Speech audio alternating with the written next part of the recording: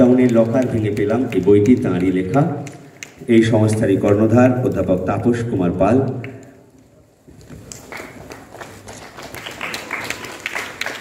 এই ছবিটাও হয়তো আমাদের অনেকের স্মৃতিতেই থেকে যাবে এবং অবশ্যই সোশ্যাল মিডিয়ায় একটা ভালো জায়গা নেবে বলে মনে করি। আমরা এখন কিছু কথা শুনে নেব বইটি সম্পর্কে প্রকাশক মাননীয় স্বপন কুমার ঘোষের কাছ থেকে। শুভ সন্ধ্যা। বইটা আমরা প্রকাশ করেছি। বইটা নিয়ে অনেকদিন আলোচনা হচ্ছিল, তাপসদা মাঝে মাঝে এসে টুকরো টুকরো বলতেন এই বইটার মধ্যে অনেক বিষয় আছে, আপনারা যদি সংগ্রহ করেন, মানে যেগুলো আমি প্রথম শুনেছি, প্রকাশনার জগতে বহু বছর আছি, এরকম একটা ধরনের বই, বিভিন্ন ধরনের বই এর আগে প্রকাশ করেছি, কিন্তু এটা একটা অদ্ভুত। আমি তখন তাপসদাকে বললাম, তাপসদা এটা প্রকাশিত হোক, কেন এই বইটা বলে তা আমি প্রকাশিত। তাপসদা একটু বিনয়ী স্বভাবে, উনি ভীষণ বিনয়ী, কোনো সময় নিজেকে করতে চান না, এই বইটা করুন, কেন কালো অক্ষরে মুদ্রিত না হলে এটা কিন্তু সবাই জানতে পারবে না। আপনি গল্পে মুখে বলছেন, কিন্তু এটার সঙ্গে আমার মনে হয় তো আমি ব্যাপারে এই বইটার মধ্যে আপনারা সংগ্রহ করবেন। এমন এমন জিনিস আছে খুব অদ্ভুত অদ্ভুত, মানে গান প্রসঙ্গে রামকৃষ্ণদেবের সুর দেওয়া সেই গানের রবীন্দ্রনাথের গান নিয়ে বাইজি বাড়িতে কীভাবে করেছেন, তারপরে গোয়েন্দারা পর্যন্ত এই গানের নিয়ে বিষয়গুলো রেখেছেন। আমার মনে হয় বইটা, মানে আমি সত্যি আপ্লুত, এরকম একটা মঞ্চে বইটি প্রকাশিত হলো এবং আপনারা অবশ্যই বইটিকে সংগ্রহ করবেন, এই বলেই আমি সবাইকে ধন্যবাদ জানিয়ে আমার বক্তব্য শেষ করছি। মাননীয় প্রচেত গুপ্ত মঞ্চে রয়েছেন এবং এই গ্রন্থটির আনুষ্ঠানিক উদ্বোধন হলো তাঁরই হাত দিয়ে। আমরা তার কাছ থেকে এবার কিছু শুনে নিতে চাই।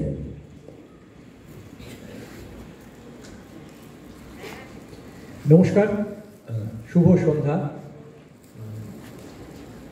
তাপস কুমার পাল, অধ্যাপক তাপস কুমার পাল, মিউজিক একাডেমি,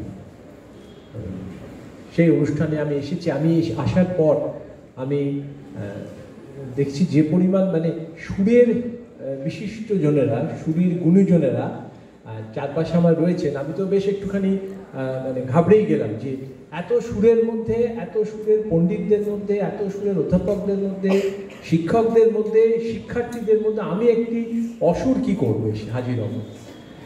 তো একটু লাগে, সব কিছুর মধ্যে একটু লাগে, একটু তো অন্যরকম একটা থাকে সুরের মধ্যে, একটু অসুর না থাকে সুরটা বোধহয় অত ভালো বোঝা যায় না। মানে আমি সুরের জগতের লোক, আমারই অগ্রজ সাহিত্যিক এবং আমার অগ্রজ সাংবাদিকও বটে রূপক সাহা এসেছেন। আমি রূপকদাকে দেখে একটু ভরসা পেলাম, কিন্তু রূপকদা মোটেই আমার মতো অসুর জগতের লোক নন, উনিও সুরের মানুষ।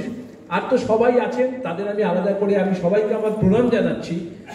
আপনাদের মতো গুণীজন সমারোহে আমি যে অনেক অনুষ্ঠানে যেতে হয়, কিন্তু এইরকম একটা অনুষ্ঠানে আমি একটু ঠাঁই পেয়েছি, এটা আমার, কিন্তু আমি তাপসবাবুকে ধন্যবাদ জানাচ্ছি যে আমি আসবো কি করে ভেবেও যে উনি কার্যত আমার আমন্ত্রণ জানিয়েছেন, আমার কথা মনে রেখেছেন, সেটাই আমার কাছে একটা খুব বড় পাওনা হয়ে রইল। এবং সুর ছাড়া উপায় নেই, শুধু সুর ছাড়া সাহিত্য নয়। দেবাশিসবাবু বললেন অবশ্যই সুর সাহিত্য থাকবে, শুধু সুর ছাড়া সাহিত্য নয়, সুর ছাড়া প্রাণই নেই, সুর ছাড়া জীবনই নেই। সুর যেখানে নাই সেখানে কিছুই নাই। এবং সেই সুরকে আরো সুন্দর করে, আরো সমারোহে সাজিয়ে, প্রায় একটা ডালি সাজানোর মতো করে যারা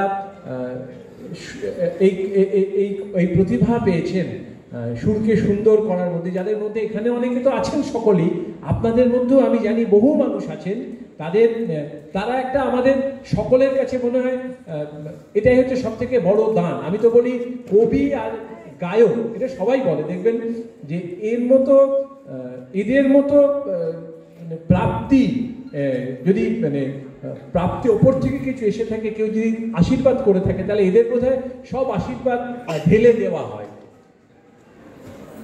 আপনাদের আমার ভীষণ ভালো লাগছিল, আমি জানি না পরে নিশ্চয়ই বাদ্যযন্ত্রে হবে, এখানে যেটুকু আমি এসে শুনছিলাম, আমি শুনেই একটা সুরের মধ্যে ঢুকতে পারলাম। সারাদিন নানা রকম, আবার বললাম বেসুরও কাজ করতে হয়, তাহলে এই সুরের মধ্যে তখনই আমার একটা অন্যরকম লাগছিল। আর আমি এই যে সুযোগ পেয়েছি, একটি বই প্রথমে লকডাউনের লকার ভেঙে পেলাম, এইটা আমি ঠিক বুঝতে পারছিলাম না যে বিষয়টা কি। আমি দেখেছি ওখানে একটা ছবি পড়ছিল, তাপস কুমার পাল কি লিখেছেন, অধ্যাপক মানুষ কি এটা কি লিখেন, কিরকম বই হবে। তারপরে দেখলাম এটা সঙ্গীতের আনাচে করেছে, ঠিক মানে আমি বোধহয় 1 মুহূর্ত বা 2 মুহূর্ত পেয়েছি বইটা। আমি একটু পাতা উল্টে, আমার সঙ্গে বোধহয় আপনারা সকলেই একমত হবেন যারা হাতে বইটা পেয়েছেন, এটা একটা মানে খুব প্রয়োজনের বই। সঙ্গীত নিয়ে যে এত রকমের ঘটনা গল্প থাকতে পারে, সেটা একত্রিত করার জন্য আমি লেখককে যেমন ধন্যবাদ দেব, তেমনি ধন্যবাদ দেবো আমি পাঠককে, এই প্রকাশককে। আমি পরে ধন্যবাদ দেবো অবশ্যই পাঠককে, যারা পড়বেন তখন তারা আমার কথাও বলবেন যে হ্যাঁ আমি বলছি যেটুকু উল্টে দেখেছি, আপনারা এই বইটা নিশ্চয়ই পড়বেন। এবং এমনই বই আরেকজনের হাতে পড়লে সেও কেড়ে নিয়ে পড়বে। আমরা গান শুনি, সুর শুনি, বাদ্যযন্ত্র শুনি, মোহিত হই। আমরা এই লেখা পড়েও তার মধ্যে থেকে এই সুর যেন শুনতে পাবো বলে আমার মনে হয় ভিন্ন ভিন্ন লেখার মধ্যে। আপনাদের এই অনুষ্ঠান, আপনাদের এই একাডেমি, তাপসবাবুর এই কর্মযজ্ঞ, আপনাদের মতো গুণীজন যারা আমাকে আপনাদের পাশে বসার অধিকার দিয়েছেন একটুখানি হলো, একটু অল্প সময়ের জন্য হলো, তাদের সকলকে আমি সশ্রদ্ধ প্রণাম জানাই। আপনারা সবাই ভালো থাকবেন। নমস্কার। আমরা আজকের এই অনুষ্ঠানে মোহাম্মদ সাহেবকে আমরা এই প্রজ্ঞা সম্মাননা প্রদান করতে পেরে আমরা গর্বিত।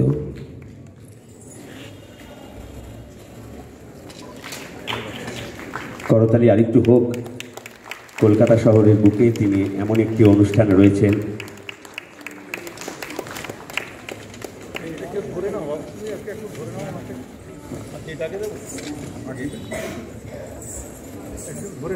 খুবই পুরো চলে যাচ্ছে।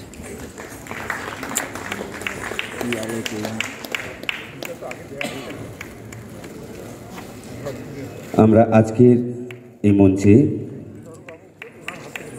রবীন্দ্র ভারতী বিশ্ববিদ্যালয়ের ডিন অধ্যাপক দেবাশিস মণ্ডলের মাধ্যমে অতিথি জনাব কালাম মোহাম্মদ সাহেবকে এই সম্মাননা প্রদান করতে পেরে আমরা গর্বিত ও ধন্য। স্মারক তুলে দিয়ে তাকে সম্মাননা প্রদান করছে।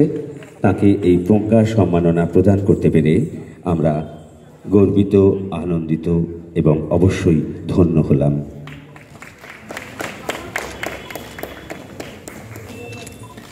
সঙ্গে রয়েছেন অধ্যাপক তাপস কুমার পাল। তাপস কুমার উত্তরীয় পরিয়ে, তার হাতে ফুল তুলে দিয়ে, শীত বস্ত্র দিয়ে এবং অবশ্যই স্মারক ও মিষ্টান্ন তুলে দিয়ে তাকে আমরা সম্মাননা প্রদান করছি।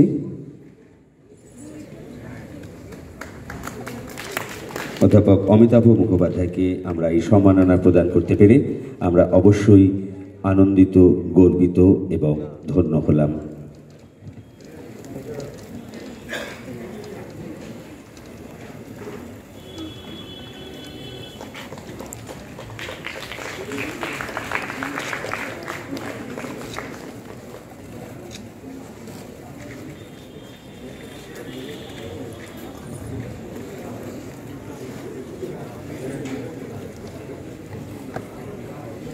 তার হাতে ফুল তুলে দিয়ে, শীত বস্ত্র দিয়ে, স্মারক তুলে দিয়ে তাকে সম্মাননা প্রদান করছেন।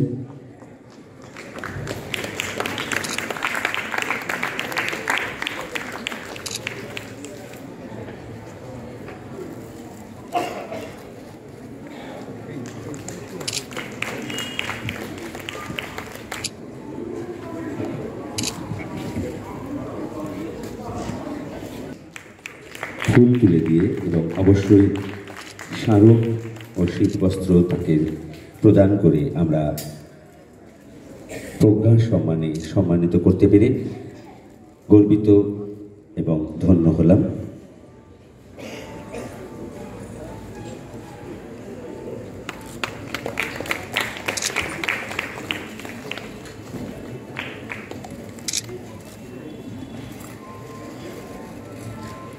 ধরুন এদিকটা, এদিকটা